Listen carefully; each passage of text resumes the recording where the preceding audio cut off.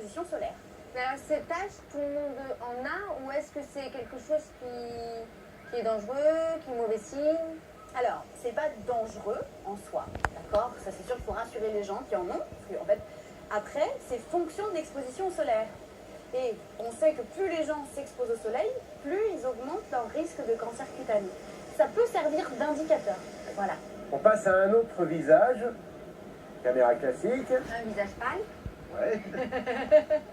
A priori, pas de soucis. Oui, un monsieur qui est brun, Ouais. la peau pâle. Ouais, une quarantaine d'années, petite Il doit quarantaine être d'années. souvent à l'abri du soleil, hein, il n'a pas l'air d'être... Allez, caméra ultraviolet. Je suis pas trop abîmé là. Ah, Voilà. quand il se met de profil. Une petite tache. Voilà, une petite tache. Une petite tache qu'on ne remarque pas du tout en lumière normale et qui est en effet ce qu'on appelle un lentigo, enfin, une petite marque de... Un lentigo? Voilà, un lentigo. Ce sont des taches que l'on voit souvent apparaître sur le visage des personnes âgées ou sur les mains aussi des personnes âgées. Alors des personnes âgées ou des personnes moins âgées, hein, parce que maintenant c'était les personnes âgées parce que il y a 60 ans ou il y a 40 ans les gens allaient beaucoup moins au soleil. Depuis 40 ans les gens vont à la plage au soleil et donc les gens ont ce genre de taches beaucoup plus jeunes, en effet des 30, 40 ans. Voilà. Là, ce qu'on voit ressemblera à ce que notre peau sera quand on sera vu d'une manière visible. Ah oui, c'est un peu ça. C'est un peu ça. On voit dans l'avenir là. Voilà, on voit de manière exagérée le présent, donc oui, c'est un peu l'avenir. Et nous ne sommes pas tous égaux face au soleil. Ces taches de pigmentation que révèle la caméra UV sont plus ou moins présentes selon les individus. C'est impressionnant. Quand il y en a beaucoup, c'est un premier signe d'alerte. Oh, ah non, mais lui, il a des taches de rousseur partout, en fait, on s'en rendait pas compte.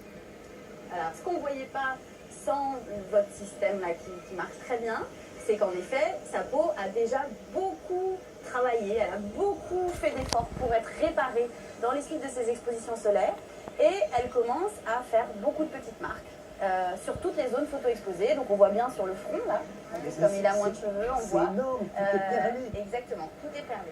Ça, pour vous, en tant que dermatologue, c'est une peau qui n'a pas été protégée, c'est une peau qui a été agressée. Protégée, et c'est une peau qu'il va falloir protéger beaucoup plus parce qu'il y a un risque cumulatif. Donc il va falloir lui dire, bon bah monsieur maintenant il faut faire attention, il faut mettre plus de crème, il faut mettre un chapeau, il faut pas aller moins au soleil parce que clairement, pas tout de suite, c'est pas immédiat, mais dans 10 ans, 15 ans, 5 ans, vous risquez d'avoir plus de cancer cutané que les autres. Il faut lui mettre le chapeau. Les gens qui ont la peau pâle et des taches de rousseur, parce qu'on n'a jamais de taches de rousseur si on n'a pas la peau pâle, ont plus de risques que les autres. Quand on oublie de mettre de la crème solaire, notre peau se fait agresser en profondeur.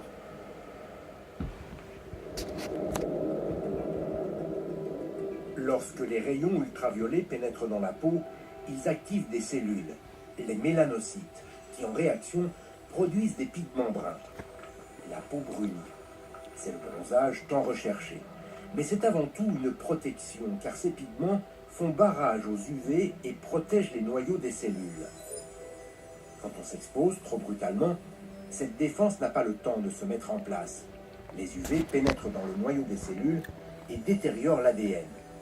Cela provoque une réaction inflammatoire, c'est la brûlure du coup de soleil.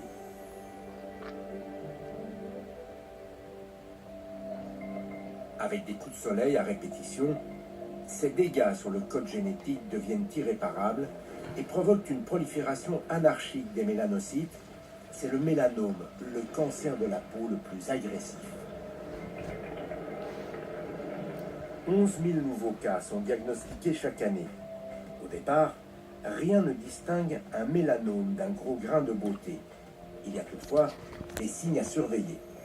Si la tache est asymétrique, si elle a des bords irréguliers et flous, si elle est de différentes couleurs, si son diamètre dépasse 6 mm, mais surtout si elle évolue, alors il faut consulter un spécialiste.